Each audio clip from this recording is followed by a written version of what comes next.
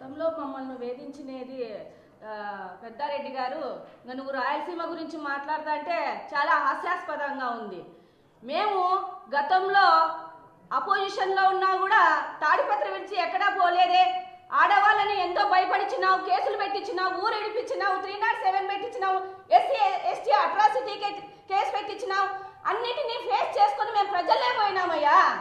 నువ్వు చేసే ఫ్యాక్షన్ రాజకీయాలు చూసి ప్రజలు తరిమి తరిమి తరిమి కొట్టినారు. నీకు 2 సంవత్సరాలకే మాకు మున్సిపాలిటీని అప్పగించారు.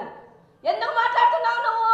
మేము ఫ్యాక్షన్ చేస్తానంటావా? వచ్చే 3 ఏళ్లలో ఏం మెసేజ్ పంపిస్తున్నావు నువ్వు ప్రజల్లోకి? నువ్వు ఫ్యాక్షన్ చేసి నీ కార్యకర్త కుటుంబాలను కూడా నాశనం చేయాలనుకుంటున్నావా? నీకు మధ్య ప్రేమించింది 3 ఏళ్ళు కాదు కదా, 30 ఏళ్ళు అయినా కూడా నువ్వు తాడిపత్రిలో గెలిచేది అవాస్తవం. ఇది గుర్తు పెట్టుకో. నువ్వు తాడిపత్రి డెవలప్మెంట్ చేయాలని వచ్చినావా, లేకపోతే మీరు మీ కుటుంబం డెవలప్మెంట్ కావాలని అనుకున్నారు?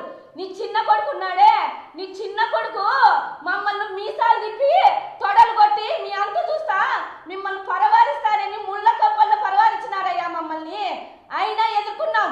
మహిళలపైన ఉప్పు కారం తినేటోడు ఫ్యాక్షన్ రాజకీయ నాయకుడు. నువ్వు ఉప్పు కారం తింటారంటున్నావే, మహిళలపైన నువ్వు చేసేది అరాచకాలు. బుద్ధుండాలయ్యా ఏదైనా కానీ రాజకీయం చేస్తే.